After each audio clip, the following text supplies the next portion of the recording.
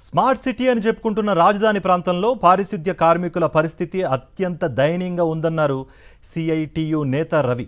అమరావతిలో ఒక ప్రాంతంలో 21,000, మరొక ప్రాంతంలో 12,000 మాత్రమే వేతనాలు ఇస్తున్నారని మండిపడ్డారు. వేతనాలు పెంచాలని కార్మికులు డిమాండ్ చేస్తున్నా అధికారులు, ప్రభుత్వం పట్టించుకోవడం లేదన్నారు.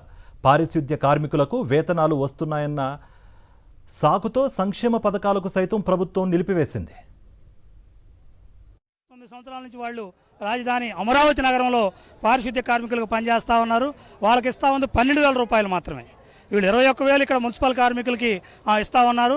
ఒక ఉదాహరణ చెబితే సరిపోతుంది. కృష్ణాయపాలెం అనే ఒక విలేజ్ ఉంది. బెనుమాక అని మధ్యలో వంతెన ఉంటుంది. వంతెనకి సగం అటు ఊడిస్తే 12,000, సగంకి ఇటు ఊడిస్తే 21,000. ఒకే పని చేస్తున్న కార్మికులకు 2 వేతనాలు వ్యత్యాసం ఉంది. అది సరిచేయమని చెప్పి గత 9 సంవత్సరాల నుంచి మేము అడుగుతా ఉన్న పాలకులు నిర్లక్ష్యంగా వ్యవహరిస్తున్నారు. రాష్ట్రం అంతా ఒక ఎత్తు, అమరావతి నగరం ఒక ఎత్తు. స్మార్ట్ సిటీ అంటా ఉన్నారు. స్మార్ట్ సిటీలో 12,000 ఇవ్వటం ఏంటి బాబు అని చెప్పి అడిగితే అది మా సమాధానం చెప్పటల్లా.